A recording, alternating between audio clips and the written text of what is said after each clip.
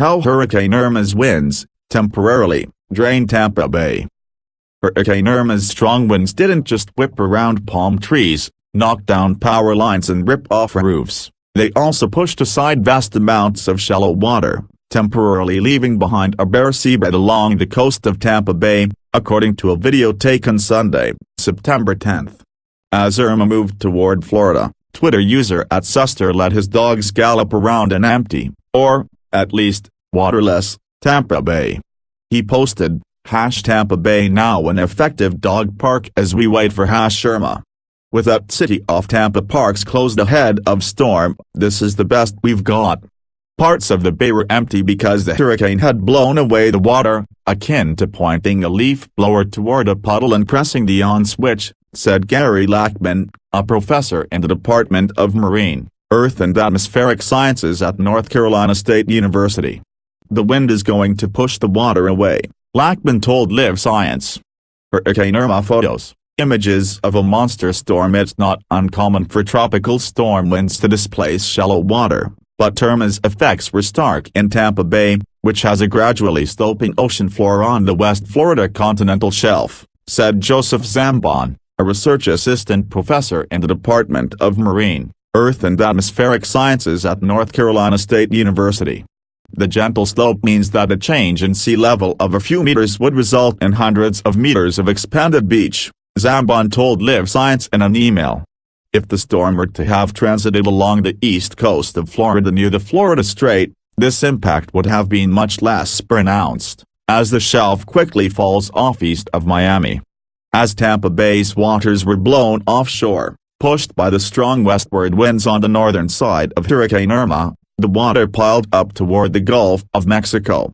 But the impact of this extra water was negligible, just a drop in the bucket compared with the vast Gulf, Zambon said. A similar occurrence happened in Long Island, Bahamas, with Twitter user @Katie_K recording the ocean floor sans water. I am in disbelief right now. This is Long Island, Bahamas, and the ocean water is missing.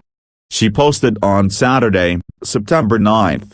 This loss of water can also be caused by the low pressure in the hurricane's eye, the center of the hurricane, Lackman said. This low pressure can cause a bulge of raised water in the eye, and that extra water comes from outside of the eye, he said. Safety first. It can be tempting to walk out on the new exposed seafloor, but experts discouraged it.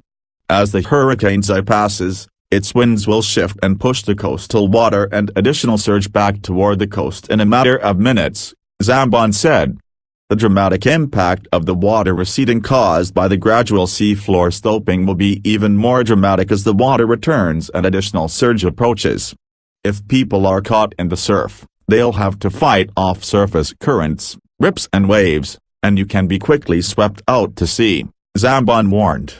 This is exactly what happened when an infamous hurricane hit Galveston, Texas, in 1900, said Frank Marks, the science lead for the Hurricane Forecast Improvement Project at the National Oceanic and Atmospheric Administration.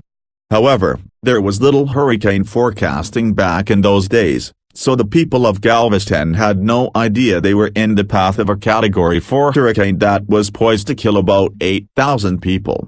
The 20 costliest, most destructive hurricanes to hit the U.S. As the hurricane approached, the wind was such that it drove the water out of Galveston Bay, Marks told Live Science. People were surprised by that because, again, they didn't know a hurricane was coming. They walked out onto the tidal flats and the water came back. A lot of people drowned because they weren't expecting that. Depending on the geography of the seafloor and meteorological factors, water can refill within minutes to a few hours. We are already seeing the water returning in Tampa Bay, Zambon said on Monday, September 11. After reaching a low around 9:30 p.m. EDT, Sunday, the water levels have already increased by about 1.5 meters, 5 feet, through 7:30 a.m. EDT, Monday,